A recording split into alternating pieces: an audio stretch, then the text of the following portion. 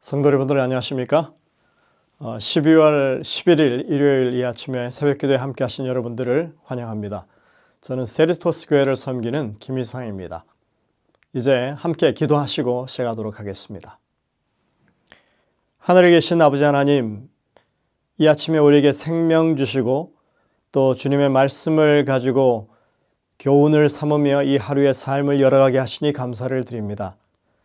저희들에게 지혜를 주셔서 하나님의 말씀을 밝히 이해하고 저희들의 영적인 삶이 더욱더 윤택해질 수 있도록 인도하여 주시며 또 진리의 말씀을 따라 순종하는 삶이 하나님의 영광을 드러내는 것이 될 수 있도록 저희들을 이끌어 주시옵소서.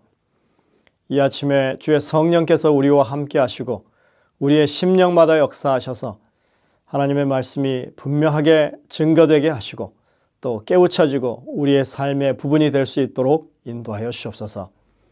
질병으로 고통당하는 주의 백성들을 불쌍히 여기시고 주님의 치유하는 손길로 오늘도 어루만지시며 그 마음의 위로와 평안과 용기를 얻을 수 있도록 인도하여 주옵소서. 성령께서 이 시간 내내 우리와 함께하여 주옵기를 예수님의 이름으로 간절히 기도드립니다. 아멘. 저희들은 2022년 제4기 한 기 동안에 죽음과 소망에 대한 주제로 성경을 연구해오고 있습니다. 이제 거의 막바지에 이르렀고 이번 주에 우리는 그리스도인 신앙의 기반이자 핵심이 되는 부분을 다루게 됩니다. 우리가 하는 이 신앙은 결국 어디로 가는 것인지를 살펴보게 될 것입니다. 이번 주의 제목은 성경적 세계관입니다. 먼저 기억절을 보실까요? 평강의 하나님이 친히 너희를 온전히 거룩하게 하시고 또 너희의 온 영과 혼과 몸이 우리 주 예수 그리스도께서 강림하실 때 흠이 없게 보존되기를 원하노라. 데살로니가전서 5장 23절에 있는 말씀입니다. 우리 신앙의 궁극적인 목적지는 하나님께서 거룩하게 하신 우리의 영과 혼과 몸, 우리의 전인을 잘 보존해서 주의 재림을 맞게 하는 것이라고 지금 말씀하고 있습니다. 그런 목적을 이루도록 우리가 어떤 생각과 가치관을 가져야 할 것인지 살펴보는 것이 이번 주에 저희들이 해야 할 일이라고 봅니다. 요한계시록은 그리스도의 재림 전에 있을 두 가지 중요한 세계화에 대해서 말하고 있습니다. 13장에는 모든 세계가 바다에서 나온 짐승을 기이 여기고 따르게 되는 오류의 세계화가 묘사되어 있죠. 사실 오류의 세계화는 교회 안팎으로 거의 절정에 달해 있는 상황이라고 말해도 과언이 아닐 것입니다.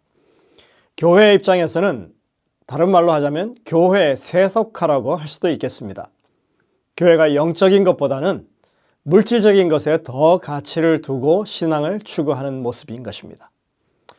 또 다른 하나의 세계화는 계시록 14장에 나오는 것처럼 영원한 복음이 모든 민족과 종족과 방언과 백성에게 전파되는 진리의 세계화입니다. 이렇게 양대 세력이 충돌하는 그런 때에는 정말 고통의 때라고 할 수 있겠죠. 이럴 때에는 교훈의 풍조가 요동치고 그리고 사람들은 귀를 진리에서 돌이켜 허탈한 이야기를 따르게 될 것이라고 성경은 말하고 있습니다. 엘렌 화이트는 각 시대의 대쟁투에서 이렇게 기록합니다. 사탄은 영혼불멸설과 일요일의 신성함이라고 하는 두 가지 큰 잘못을 이용해서 백성들을 속일 것이다. 영혼불멸설은 강신술의 토대를 마련하고 일요일 성수는 로마와 공감의 유대를 형성한다.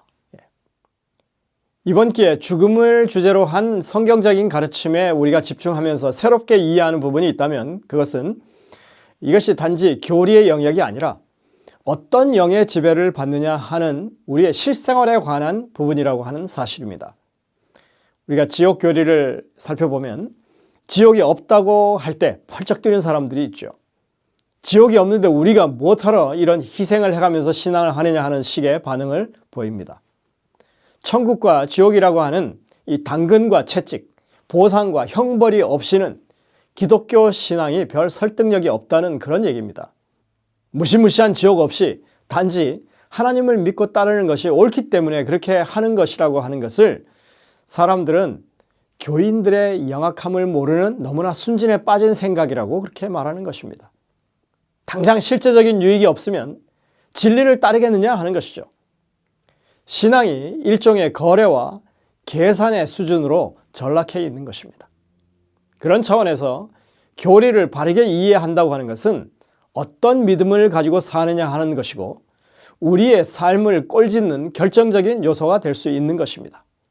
마지막 사건들이 전개될 때 우리는 그리스도의 영광스러운 재림을 준비하기 위해서 성령께서 인도해 주시기를 구하면서 인간과 죽음의 본질을 포함해서 이 재림교회가 붙잡고 있는 모든 진리에 대한 믿음을 더욱더 확고히 유지해야만 하는 것입니다. 이제 일요일 서지로 가겠습니다. 제목은 예수님의 모본입니다. 누가복음 2장 52절에 보시면 예수님의 자라나는 그 상황을 누가가 묘사한 것을 볼 수 있습니다. 예수님이 어떻게 자라나셨는지 이렇게 표현합니다. 예수는 지혜와 키가 자라가며 하나님과 사람에게 더욱 사랑스러워 가시다. 예수님은 완전한 인간으로 이 땅에 태어나셨습니다. 그래서 예수님은 보통 사람들이 거치는 모든 성장 과정을 거칠 수밖에 없었습니다. 누가복음 2장 52절에서 그것을 말하고 있는 것입니다. 예수님은 네 가지 측면에서 함께 자라나셨는데 첫 번째 지혜, 이 지적인 부분이죠. 그 다음에 키가 자랐습니다. 육적인 부분입니다. 그러니까 하나님과 사람에게 더욱 사랑스러워 갔다고 했는데 이 영적인 것과 그 다음에 이 관계의 측면에서 그렇게 성장하는 과정을 거쳤다고 하는 것을 말합니다. 다시 말해서 전인의 영역에서 어린 아이로부터 어른에 이르기까지 성장해 가신 것입니다. 엘렌 화이트는 예수님의 이 자라남에 대해서 이렇게 묘사하고 있습니다. 그는 정신이 민활하고 통찰력이 있었으며 이건 지적인 성장을 가리키죠. 나이에 비해 생각이 깊고 지혜가 있었다. 그러면서도 그의 품성에는 균형 잡힌 아름다움이 있었다 그랬습니다. 영적인 성장을 가리킵니다. 그의 마음과 육체는 아이의 성장 법칙에 따라 점점 발육했다. 육적인 성장을 가리키죠. 예수께서는 유년의 독특한 사랑스러운 기질을 나타내셨다. 그의 자진하여 돕는 손은 다른 사람들을 돕기 위하여 언제나 준비되어 있었다.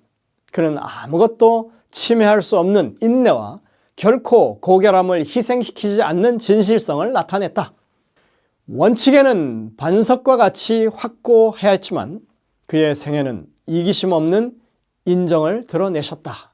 이것은 정말 관계적인 이 성장을 가리키는 그런 표현이라고 하겠습니다. 마태복음 4장 23절도 읽어보시겠습니다. 여기에는 예수님께서 공생애를 어떻게 하셨는지를 표현하고 있습니다. 예수께서 온 갈릴리에 두루 다니사 그들의 회당에서 가르치시며 천국 복음을 전파하시며 백성 중에 모든 병과 모든 약한 것을 고치시니 했습니다. 여기에는 예수님께서 공생애 하시는 동안 사역의 이 영역이 어땠는지를 보여주고 있습니다. 예수님의 사역은 가르치시는 것이 있었습니다. 지적인 측면이죠. 이 복음을 전파하셨다고 그랬죠. 영적인 것입니다. 치유를 행하셨다고 그랬습니다. 육적인 것입니다. 이렇게 세 가지 영역에서 주님의 봉사가 있었던 것을 알 수 있습니다.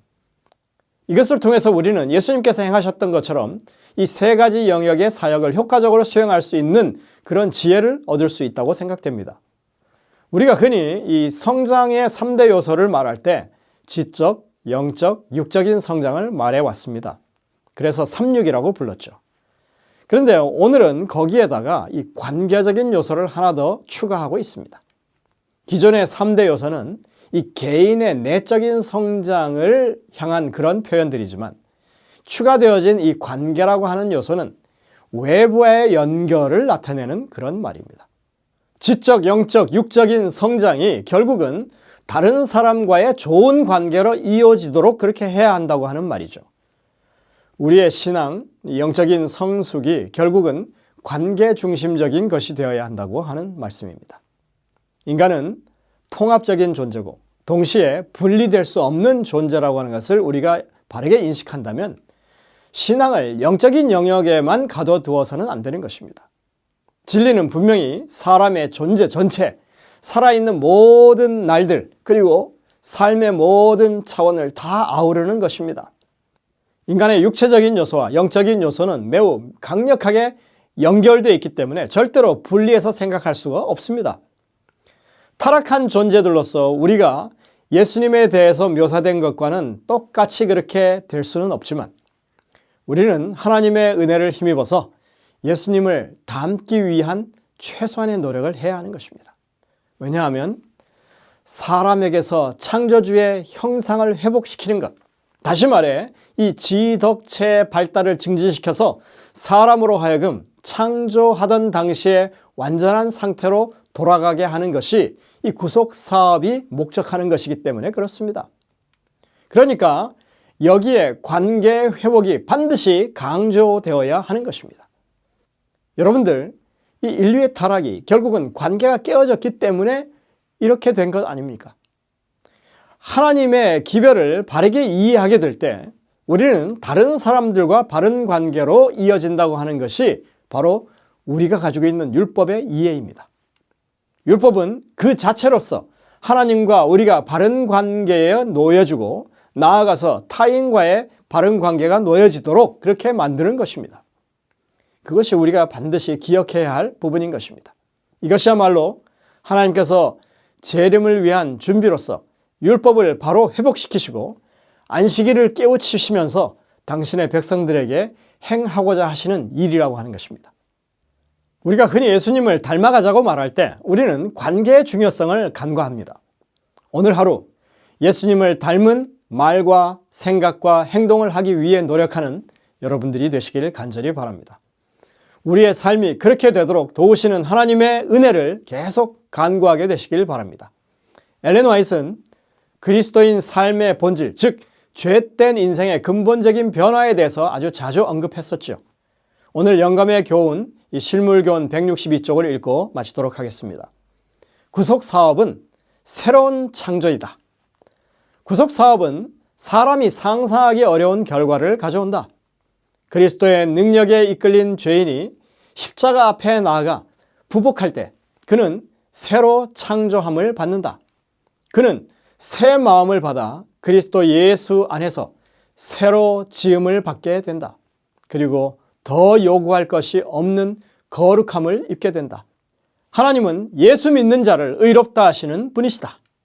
우리가 그리스도인이 되었다고 하는 것은 지적으로, 영적으로, 육적으로 이 관계의 측면 모든 면에서 주님의 가르침을 모본한다고 하는 것을 말합니다. 그래서 그리스도인들이 있는 곳은 언제나 말씀을 배우고 성령의 지도를 받고 영육 간에 강건해지는, 그래서 더 좋은 관계가 회복되는 그런 일들이 이루어지는 곳이 된다고 하는 것이죠. 오늘도 그러한 삶이 우리의 삶에서 이루어지도록 여러분들 기도하게 되시길 간절히 바랍니다. 기도하시겠습니다. 하늘에 계신 아버지 하나님, 우리가 교리를 배운다고 하는 것이 우리의 삶을 어떻게 변화시키는 것인지를 다시 한번 배우는 것임을 기억하게 하시고 깨우친 진리만큼 우리의 삶도 성숙해질 수 있도록 인도하여 주옵소서. 오늘도 예수 그리스도를 모본하는 저희들이 되어서 전인이 다 예수님을 닮아가는 그런 삶이 되도록 인도하여 주옵기를 예수님의 이름으로 간절히 기도드립니다. 아멘. 여러분들 오늘도 이 주신 말씀을 깊이 묵상하면서 주님의 음성을 듣게 되시기를 바랍니다. 저희들은 내일 다시 뵙겠습니다.